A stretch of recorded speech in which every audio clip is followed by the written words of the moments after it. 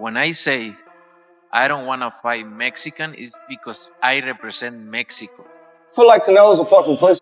Canelo doesn't jab anymore. He looked for one shot now. The end is there for Canelo. David Benavidez, the Mexican monster who has never lost, has made his goals clear. Maybe the most feared fighter in boxing. Ever see Julio Cesar Chavez in his prime? I'm talking about the daddy. I'm talking about one of the greatest fighters ever. This guy is the closest thing I have seen to a big Julio Cesar Chavez. David, I'm not putting the Chavez thing on you. I'm just saying, you're the closest thing I've seen to a big dude who fights like that. Oh, Canelo's ducking him. This dude's a monster. And I looked and I thought, am I right or wrong about that? No, you're definitely right. You're looking at a man that's not going to let anything outside the ring, mess with his game. But like I said, at the end of the day, I'm not scared of nothing. I accept and I invite war. So if that's what the people of Riyadh, Saudi Arabia want to see, well, let's give it to them. I think everybody is starting to see that I'm fearless, I'm relentless, and I'll fight anybody to get my respect in the ring. He spoke out and was direct after watching Canelo Alvarez lose to Terence Crawford. Not only is he trying to provoke a fight, but he is also implying that Canelo is scared. One name has plagued Canelo Alvarez for years, and he has repeatedly avoided confronting it. Spinning back on Canelo, he was talking about how he didn't want to give David Benavidez the fight because he was being disrespectful. When you look at the history of Canelo, all the fighters that was disrespectful, calling them out, and he fought all of them. But I just think from a Mexican standpoint, one being extra disrespectful towards the other, he took the sport out of it, and he just felt as if he wasn't going to give Benavidez the payday that he wanted. Benz can't wait to settle the score and take back his crown. Now, after a terrible loss to Terence Crawford, that shade is difficult to ignore. The fighting world was shaken up not long ago. Terence Crawford, who was already the undisputed welterweight king, moved up 2 weight classes and fought Canelo Alvarez in a way that made him look like a normal person. It wasn't just a loss. The other team dominated, which took away some of the Mexican superstars' magic. Ronnie Shields and other experienced coaches said that Canelo may have passed his best years. I predicted Crawford by unanimous decision. He got that. I just thought Crawford was too fast for Canelo. Too many combinations. Canelo doesn't jab anymore. He looked for one shot now. The end is there for Canelo. Oscar de la Hoya went into excellent depth about what Canelo did wrong. It wasn't just another fight. It was an important moment that brought about a long-awaited task. David Benavidez told Inside the Ring that he knew about Crawford's unique achievement. He told Crawford how proud he was of what he had done because few fighters have ever done it. When Crawford jumped up 3 weight classes and became the undisputed super middleweight king, Benavidez said that he should be put on boxing's Mount Rushmore. Not only is he a great fighter, but you could tell in that fight how much of a dog he is, he said, suggesting that Crawford's heart could help other fighters. First of all, I just want to give Terence Crawford a great congratulations. He's reached a part in history that only so many fighters get to even accomplish in boxing. He's one of the greatest of all time. There's nothing, you can't take that away from him. Terence Crawford should be on the Mount Rushmore in boxing because not only did he go up 3 weight classes, he beat one of the best fighters of this generation. I don't remember any time in history where anybody has come up from 147 pounds and won the super middleweight championship. Not only just one, but the undisputed. He's won every single title. So, that man, not only is he a great fighter, but you could tell in that fight by seeing this combination right now how much of a dog he is. I think a lot of fighters could take a lot of notes from Terence Crawford, not only physically, but as take notes in the heart aspect. And I give it all up to Terence Crawford. He's one of the greatest of all time. And, we salute Terence Crawford. David Benavidez had been after Canelo, a ghost in the super middleweight class, for a long time before Crawford's crushing blow. I got 3 WBC belts right here. I'm the best in the division. If they want to give me an opportunity now or later, I'm gonna keep winning. Like I said, I'm gonna be the greatest of my generation by the time I'm done. And my job is not complete until I make that happen. For Canelo and everybody else, it just shows everybody I'm not f***ing around. I'm here to stay. I just look at the facts. The people want to see this fight more than Carlos Adames and Charlo. That's why that fight hasn't happened. But for me and Canelo, we have motion. I've been winning the fights I'm supposed to win in fantastic fashion. He has nobody else to fight. So if they want to give it to me now, later, whenever, I'm not going nowhere. Benavidez, a two-time WBC champion with a terrific professional record of 30 wins, 0 losses, and 25 knockouts, held the interim title for years and was a direct threat to Canelo's undisputed rule. I don't really like to bash somebody because at the end of the day, I give respect to Canelo. He's a great fighter. Yeah. He's one of the best Mexican fighters of all time. But wanting to fight him, David, is not bashing him. Yeah. That's not bashing him. But that's what I'm saying. They spin the narrative on Instagram. Right. If I say something, they say this or that. But I only want what I earned. Right. And I'm entitled to it. From what the WBC told me, they say you win the title limiter, we'll give you a title shot. You win the WBC interim title, we'll give you a title shot. I've been in this position for 3 years.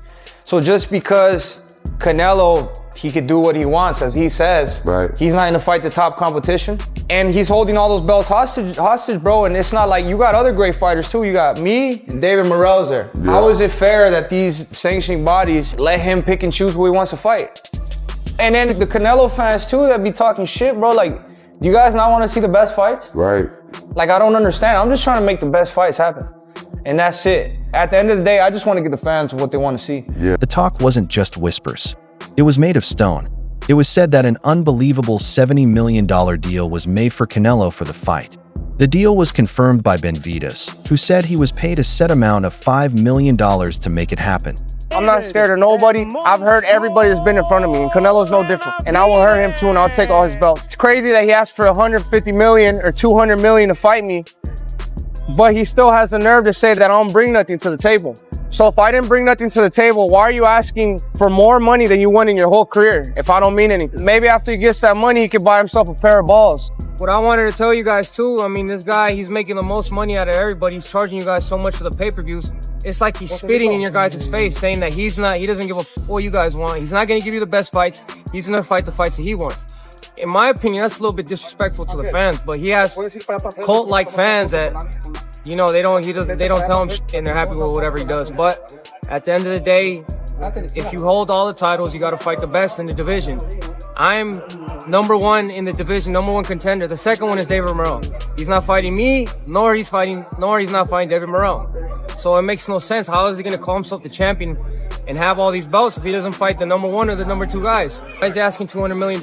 Why, when they bring my name up with him, that's the most money he's gonna make. When he fought Amir Khan, he outweighed him at like 25 pounds. But, you know, I think it's just he's running out of excuses and running out of things to say, but that's just how it is. I guess that's when you're the cash cow, you can do whatever you want. But, as Benz agreed, the phone stopped ringing.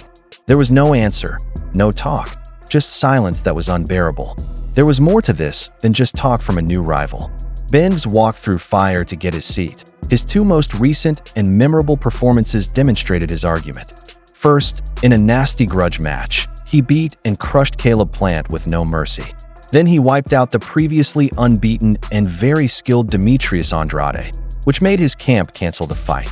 You've been in a ring with both guys, Canelo and Benavidez. If they fought, which I don't think they're going to fight no time soon, who you think will win?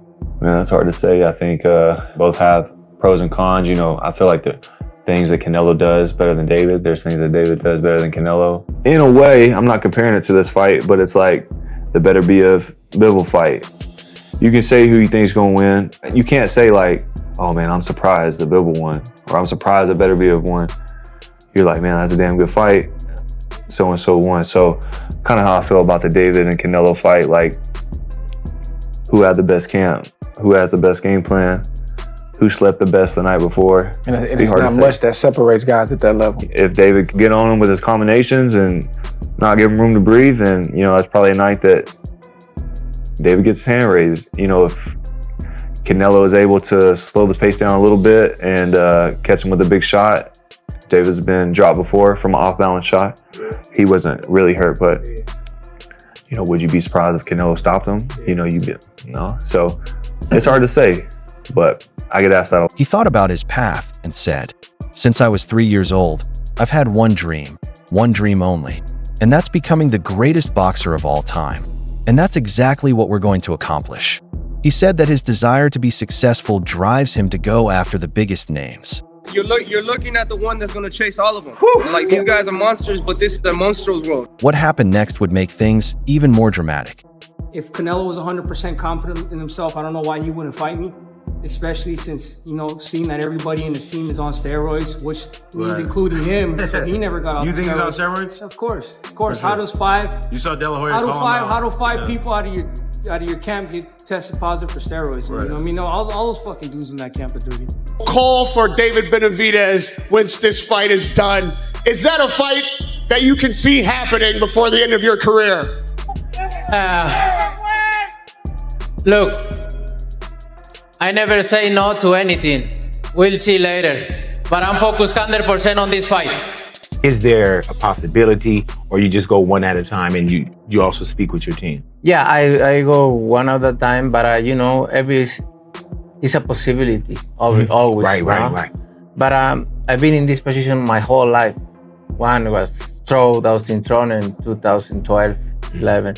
Then Mayweather, then Lara, then Cotto, then Callum Smith, then Golovkin, and then if I beat Benavidez, it's gonna be other guy there they want me to fight. So I've been in this position my whole life, but is that time when that fight they ask, I give it to them. But right now in this position I am, now is the time I need to ask. Right? If the money is right, Benavidez's anger was fueled by Canelo's silence, which led to a string orchestrated statements.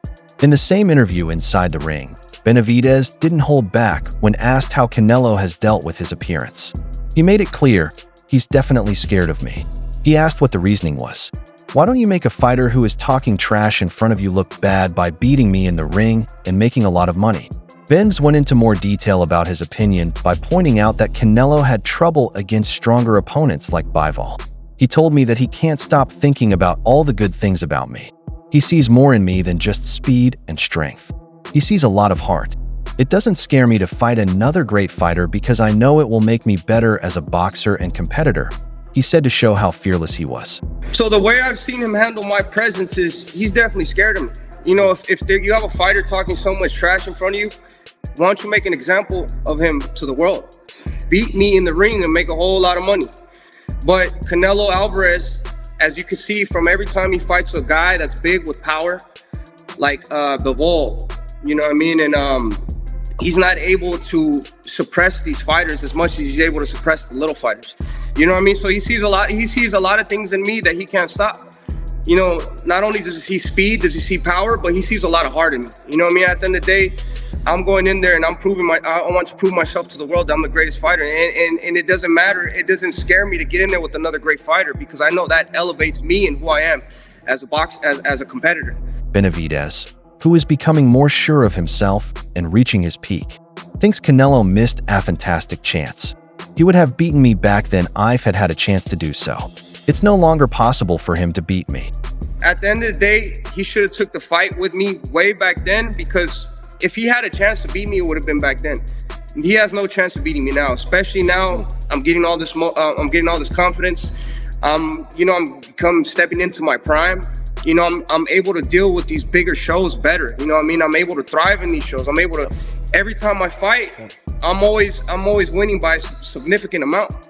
You know what I mean? So I'm learning my craft better and better each and every single fight. I'm gaining more confidence every single fight. And like I said, I really want to go in there and hurt people. I'm not a boxer. I'm a warrior, and I go in there, I tear everybody up. It wasn't just talk. It made it clear what the purpose was. But this boxing chess match was more complex than that. The long-running problem also involves a tricky dance of weight classes and the unwillingness of other top boxers.